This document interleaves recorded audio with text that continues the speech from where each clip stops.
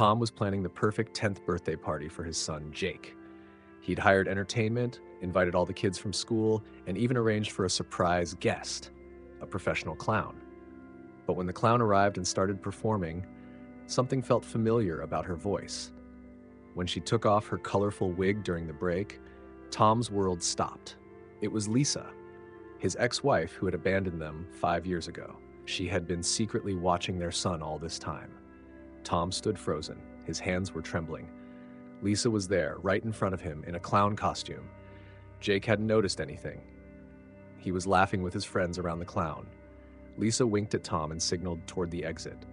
Tom's heart was beating wildly. "Jake, I'm going outside for a bit. Keep playing with your friends," Tom said. Lisa was waiting in the garden. She had started wiping off her clown makeup. "Tom? I know this is shocking. How can you be here? You haven't seen Jake for 5 years." Lisa gave a bitter smile. "Actually, I see him every day. What do you mean? School pickups, playground visits, soccer games. I was always there. You just didn't see me." Tom looked at Lisa in horror. Are you stalking him?" "I'm not stalking. I'm protecting." "Protecting? You abandoned him. You abandoned us." Lisa shook her head. "No, Tom, I left to protect you." "To protect us? What does that mean?" Lisa took a deep breath. "Because we were in danger. All of us." Tom was confused. "What danger?" "My father found me, and he learned Jake's location." Tom was surprised. Lisa's father, Ray, was a dangerous man with Mafia connections, but he thought he was dead. "Your father is dead. I read it in the newspaper." "No, he's not dead. That was fake news. He faked his death and started looking for me." "But why? Jake is his grandson." Lisa started crying. Lisa, because he wants to take Jake from me. He wants to involve him in the family business." Tom felt sick. Ray's family business was drug trafficking. So that's why you left?" "Yes, if I stayed with you, my father would target you too. That's why I disappeared." "But why didn't you tell me?" "Because if you knew, you would try to find me. That would put all of us in danger." Tom held his head in his hands. For 5 years, I hated you. I know, and I deserved it." "No, you didn't deserve it. You were protecting us." The sounds of children came from inside. Jake was looking for his clown. "What do we do now?" Tom asked. "I don't know. My father is still searching. He's hired PIs." "PIs?" "Private investigators. They might be finding me." Tom thought. "How are you living? Where are you staying?" "With different names in different cities, but I keep coming here to follow Jake." "This isn't sustainable, Lisa." "I know, but I have no other choice." At that moment, Jake came outside. "Where's the clown? I'm looking for her." Lisa quickly put on her clown wig. "I'm here, little champion." Jake ran and hugged Lisa. "You're the best clown. Can we play more games?" Tom felt his heart breaking. Jake didn't recognize his mother, but had bonded with her. "Of course, sweetheart. We can play as many games as you want." The party continued. Lisa played with Jake for hours. Tom watched, noticing his mother's love for her son. After the party ended and all the children left, Jake fell asleep, tired. Tom and Lisa talked in the kitchen. "He missed you so much," Tom said. "I missed him too. I think about him every night." "So what happens now?" Lisa's phone rang. When she looked at the number, her face changed. "This is him, my father. Don't answer." "I have to answer. He'll get suspicious." Lisa answered the phone. "Hello, father." Ray's voice echoed in the room. "Lisa, where are you?" "I'm on a business trip in Seattle." "Don't lie to me. You were seen in Portland." Lisa's face turned white. "Father, married or not, you'll bring that grandson to me tomorrow." Ray hung up. Lisa looked at Tom, trembling. "He found us." "What do you mean he found us?" "My father's coming tomorrow to take Jake." Tom stood up. "This won't happen. I'll call the police." "No, police can't stop my father. He's too powerful." "So what do we do?" Lisa thought. "We have to run. All 3 of us." "Where?" "I don't know, but far away." Tom hesitated. "Lisa, I can't make Jake live a rootless life. The alternative is him living with my father. That would make him a criminal." Tom faced the bitter truth. Running from Ray was the only way. "Okay, but how?" "We pack tonight. We leave early in the morning." Tom woke Jake up. "Jake, can you wake up?" Jake looked at Tom with sleepy eyes. "What happened, Dad?" "Son, I need to talk to you about something important." Jake sat up. "What are we going to talk about?"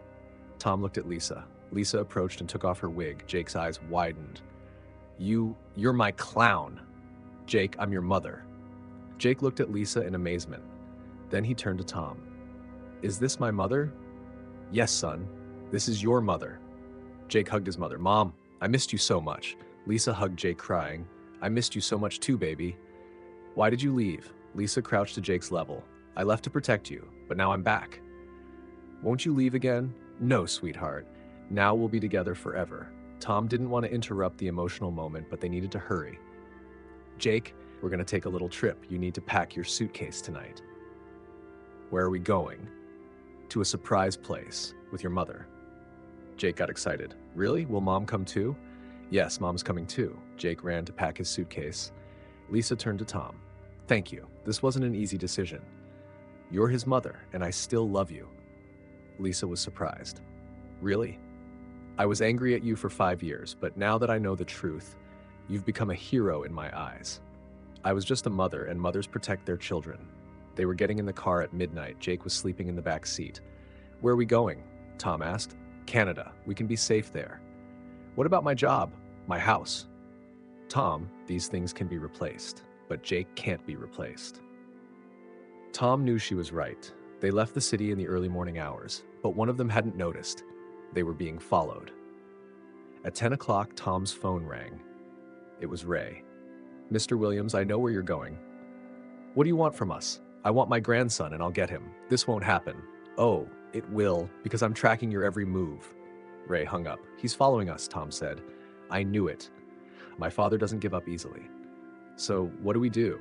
Lisa thought. We should call the FBI. FBI? Yes. My father is a federal criminal. The FBI is looking for him. Tom called the FBI and explained the situation. Agent Martinez arranged to meet them in Oregon. Mr. Williams, what Lisa said is true. We've been looking for Ray Morrison for 3 years. What can you do about this? We can protect you, and we can catch Morrison. How? We'll set a trap. Lisa will be used as bait. Lisa objected. No, this is too dangerous. But it's the only way. We can only catch your father this way. Tom was worried. What if something goes wrong? There's risk, but the alternative is Jake being kidnapped. Lisa thought, okay, let's do it. The plan was, Lisa would meet her father, and the FBI would surround everywhere. The next day, Lisa met Ray. Tom and Jake waited in the safe house. When she went to the meeting place, Ray was there. 2 more men were with him. Where's the grandson, Lisa? In a safe place. You'll bring him to me. No, father, I won't bring him. Ray got angry. Are you defying me? Yes, and I'm not afraid anymore. At that moment, FBI agents appeared. FBI, hands up. The fight began. Ray and his men tried to escape, but Lisa blocked her father's path. Stop it, father. Enough. Ray looked at Lisa. You're my daughter, your family. Yes, I'm family, but I have to stop you. Ray tried to push her, but Lisa resisted. At that moment, FBI agents caught Ray. Ray Morrison, you're under arrest. Lisa was relieved. She was free now. When she returned to Tom and Jake, both were anxiously waiting for her. What happened, Mom? Jake asked. Everything's over, sweetheart. We're safe now. What happened to Grandpa? Lisa's face became sad. We need to take a break from Grandpa. Why? Because he did some wrong things, and he'll be punished for it. Jake tried to understand. So can we go back to our house? Yes, we can go back to our house. When Tom caught Lisa alone, he asked, do you regret it? Regret what? Turning your father over to the FBI. Lisa thought, no, he made his choice. I made mine. So what happens now? Between us? I don't know, Tom. A lot has changed. I still love you.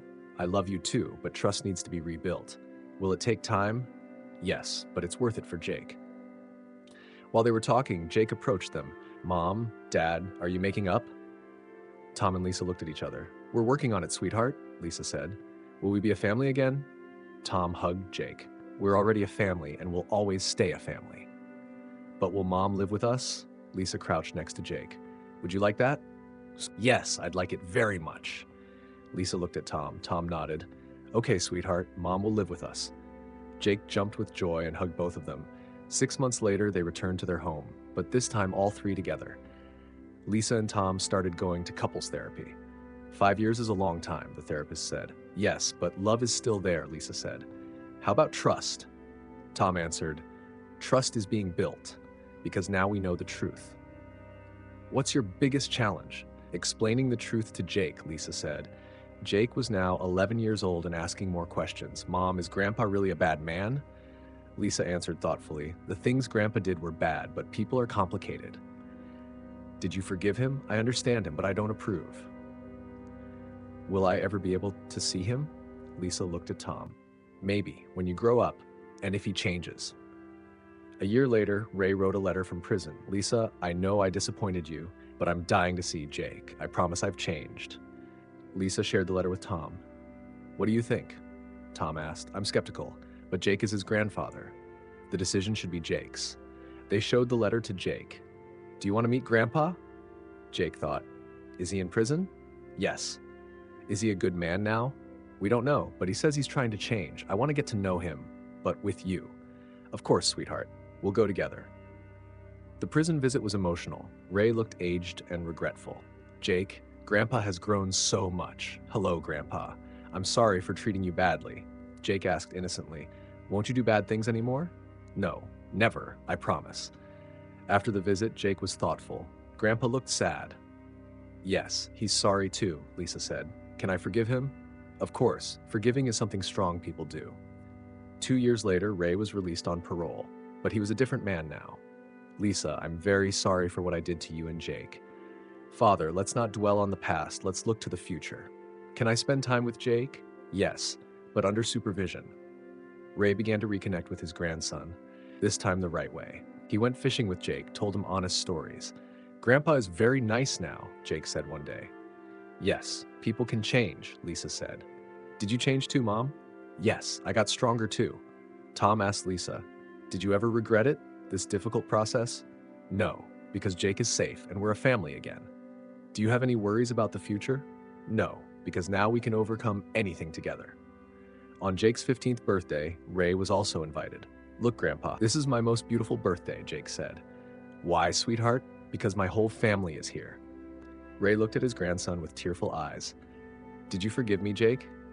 "Yes, Grandpa, because you're good now." Lisa watched this scene and thought everything was worth it.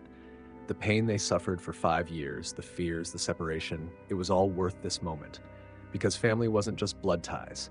Family was the desire to protect each other, love and forgiveness. And their family was perfect now. That night, Lisa wrote in her diary, "Today Jake is 15 years old, and I'm truly at peace now. I left 5 years ago to protect him. Now we're all here together. My past decisions were right. Family is always worth protecting." Lisa put down the pen and lay down next to Tom. "What are you thinking about?" Tom asked. "Being grateful, because we're all here. And we'll stay together forever. Yes. Nothing can separate us anymore." And Lisa closed her eyes. There was nothing to fear anymore, because a real family could weather any storm, and their family was now unshakable. But life is never a straight line. When Jake turned 16, other secrets from Lisa's past began to emerge. One day, Lisa received a call from an old friend. "Lisa, this is Maria. Do you remember?" Lisa recognized the voice, yet how Maria was one of the daughters of other men in her father's organization. "Maria, of course I remember. How are you?" "I'm not good, Lisa. My father died. I'm sorry. But before he died, he said something about where your father Ray hid money." Lisa's heart raced. "What do you mean?" $15 million, Lisa, money Ray hid, and the inheritance goes to you." Lisa was shocked. "This is impossible." "It's possible because you're his only child and the bank accounts are in your name." After Lisa hung up, she told Tom, $15 million? Tom couldn't believe it. "Yes, but this is dirty money from my father's drug business." "What will you do?" "I don't know. This money is blood money." Jake had heard the conversation. "Mom, how much money is it?" "A lot of money, sweetheart, but it's not clean money." "What does clean money mean?" Tom explained, "Money your grandfather earned from wrong businesses." Jake thought, "So can we help poor people with this money?" Lisa was amazed at Jake's intelligence. "Very good idea, but first we need to learn the legal situation." When they met with their lawyer, John Harrison, the situation was complicated. "Technically, this money is yours, but the FBI also has rights over this money." "How so?" "It was obtained from crime proceeds. The FBI has the right to confiscate it, so we can't get anything?" "You can't, but you can donate this money to official channels." Lisa decided, "I'll donate it all." Tom asked, "Are you sure? This could have changed our lives." "I'm sure. This money is like a curse. It won't make us happy." Jake supported his mother. Mom is making the right decision. Dad, this money is bad. The money was donated to foundations that support Mafia victims. During this process, Lisa learned something else. Her father had left her a letter when he died. The letter was, "Dear Lisa, if you're reading this letter, I'm no longer alive. I'm very sorry for what I did to you and Jake. $15 million is yours. But if you don't want it, I'll understand. You were always good-hearted. Tell Jake that I'm not sorry for being his grandfather. I'm just sorry I couldn't be a better grandfather. With love, your father, Ray." After Lisa read the letter, she cried. "Father finally understood," she told Tom. "Did you forgive him?" "Yes, because he had changed too. It was just too late." When Jake finished high school, it was time for college choice. "Dad, Mom, I want to study psychology." "Why, sweetheart?" Lisa asked. "Because I want to solve problems between families, like what we experienced." Tom was proud. "You'll be a very good psychologist. But first, I need to understand what we went through." Lisa understood what Jake meant. "Do you want to know our story? Every detail?" "Yes, Mom, because this is my story too." That evening, Lisa and Tom told Jake everything. Ray's drug business, Lisa being under threat, 5 years of separation, FBI operation, everything. After Jake listened, he spoke thoughtfully. "Mom, you're a very brave woman." "Why?" "Because you risked everything to protect me." "Every mother does that, sweetheart." "No, not every mother is that brave. You're a hero." Lisa started crying. "I just loved you. And that's why you're a perfect mother." When Jake started university, Lisa and Tom went on their second honeymoon. "Second honeymoon after 20 years, Tom said. "Very different from our first honeymoon," Lisa said. "How different? Because now we really know each other, and we trust each other. Most importantly, we choose each other again." On their honeymoon, Lisa told Tom something else she hadn't experienced in the past. "Tom, while running from Ray, I was almost caught once." "When?" 2 years ago. While watching Jake's soccer game, Ray's men had seen me." "Why didn't you tell me?" "Because I didn't want you to worry. What happened, I ran away, but that night I couldn't approach Jake. I had to watch from afar." Tom held Lisa's hand. "How much you suffered. But it was worth it because Jake was safe. You're an incredible woman, Lisa. You're also an incredible father. You raised Jake alone for 5 years. It's easier with you. Now we'll always be together." When they returned home, Jake called from university. "Mom, Dad, my thesis topic is decided." "What is it, sweetheart?" "Long-term effects of family traumas on children." Lisa smiled. "Are you studying your own story?" "Yes, and I'm learning a lot." "Like what?" "For example, children understand the sacrifices their parents make to protect them." "Do you understand?" Tom asked. "Yes, Dad. You and Mom did a great job." Jake's thesis work was so good that the university decided to publish it. "My son became a writer," Tom said. "I'm very proud," Lisa said. After Jake graduated, he decided to become a family therapist. "Who will your first clients be?" Lisa asked. "People experiencing family crises like you." "Like us?" "Yes. Families with mafia fathers, brave mothers, struggling single fathers." Lisa and Tom laughed. "That's a very specific group," Tom said. "But there are such families, and I want to help them." When Jake's clinic opened, his first client was unexpected, the wife and children of Ray's former partner. "Dr. Jake, my husband is in prison. My children hate their father. What should I do?" Jake applied what he learned from his mother. "First, guarantee your children's safety. Then tell them the truth. But also, give hope." "How hope?" "Their father can change. People can change, like my grandfather." This work brought Jake great success. He specialized in helping children of mafia families. One day, Lisa visited Jake's clinic. "Son, you're doing better work than me, because you taught me the foundation, Mom." "What foundation?" "Family is above everything, and every sacrifice is made for family." "You're a very smart child." "Not smart. I have good parents." That year, Jake's 25th birthday was special, because he proposed to his girlfriend, Emma. "Mom, Dad, I want to marry Emma." "Congratulations, son," Tom said. "She deserves you," Lisa said. "But there's something," Jake said. "What is it?" "Emma knows our story, and she wants to meet you too." Emma really was a special girl. She was a teacher and loved children very much. "Mrs. Lisa, Jake told me your story. You're a very brave woman." "Thank you, Emma. You love Jake very much too." "Yes, and I want to be a strong mother like you." "You will be, because your heart is clean." Jake and Emma's wedding was wonderful. Ray was also there, now as a completely changed man. My grandson is very lucky, Ray told Lisa. Why? Because he has a mother like you. You changed too, Father. Yes, but too late. You forgave me. That's enough. After the wedding, Jake and Emma went on their honeymoon. Lisa and Tom were alone at home. Now it's just the two of us, Tom said. Yes, after 25 years. Are you afraid? No, because you're with me. I love you too, Lisa, despite everything. Not despite everything, but including everything. A year later, Jake and Emma had their first child. It was a girl, and they named her Lisa. Why did you name her after me? Lisa asked. Because you're the strongest woman, Emma said. And we want her to be strong like you, Jake said. When little Lisa was born, Ray was very emotional. I'm a great-grandfather now, he said. You'll be a good great-grandfather, Lisa said. Are you sure? I'm sure, because you changed. Ray cried while looking at little Lisa. This baby is giving me a second chance. She's giving all of us a second chance, Father. Jake and Emma had their second child too. This time it was a boy and they named him Tom. Now there are grandchildren carrying both grandfathers' names, Jake said. Tom and Ray were very happy about this situation. I never thought I'd become a great-grandfather, Tom said. I never thought I'd be a good great-grandfather, Ray said. Lisa watched this scene and thought, family really was above everything, and over time, everyone could change. On Jake's 30th birthday, they were now a big family. Jake and Emma had 3 children, 5-year-old Lisa, 3-year-old Tom, and 1-year-old Ray. Why did you name the youngest grandson Ray?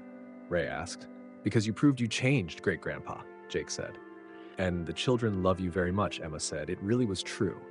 Ray was now a loving great-grandfather. He read stories to his grandchildren, played games with them. Great-grandpa, were you a bad man before? 5-year-old Lisa had asked. Ray had answered honestly, yes, sweetheart, I used to do bad things. Are you good now? I'm very good now, because I love you. I love you too, great-grandpa. Lisa, who heard this conversation, understood that her father had really changed. That night, she talked to Tom. Father really changed. Were you doubting? At first? Yes, but now I'm sure. Sure of what? That people can really change. You changed too, Lisa. How did I change? You used to be a fearful woman. Now you're a strong and peaceful woman. You changed too, Tom. How? You used to be just a good father. Now you've become a perfect husband and father. They both smiled. Life had taught them many things. Jake's clinic became so successful that he decided to write a book, Children of Mafia Families, Trauma and Healing. The book was a bestseller, and Jake started appearing on television programs. On one program, the host had asked, Dr. Jake, why are you so successful in this subject? Because I'm also a child of a mafia family. Really? Yes, my grandfather was a mafia member. My mother disappeared for 5 years to protect me. How does this affect your work? I can empathize because I experienced the same thing. How is your relationship with your grandfather now? Very good, he changed. People can change. Lisa was also watching this program. She was proud to see how mature her son was. Jake speaks very well, Tom said. Yes, he's smarter than us because he learned from our mistakes and became a better person. On Jake's 35th birthday, Lisa said, Son, you're my greatest achievement. Why, Mom? Because you became a wonderful person despite all the trauma. This is thanks to you, Mom. Thanks to us. Family work. Yes, family work. Lisa was now 55 years old and looked at life differently. Tom, we've been through a lot. Yes, but it was all worth it. What was it most worth? Jake, he's our greatest treasure. And now we have grandchildren. Yes, there are treasures too. Lisa wrote in her diary, Today I turned 55. 30 years ago I ran from Ray. 25 years ago I came back. 20 years ago the FBI caught Ray. 15 years ago Ray died. 10 years ago Jake graduated. 5 years ago Jake got married. Now I have 3 grandchildren. Life strangely worked out. Everything started with my decision to protect Jake. And now Jake protects others. This is how family legacy continues. Lisa put down the pen and looked out the window. Tom was playing with the grandchildren in the garden. Ray was also there, holding the youngest grandchild. This scene gave Lisa peace. The family was complete. Everyone had found their place. And most importantly, Jake was safe. He would always be safe. Because now as a mother, the only thing Lisa needed to watch was his happiness. And Jake was very happy. The family was also very happy. The story should end like this anyway, with happy endings.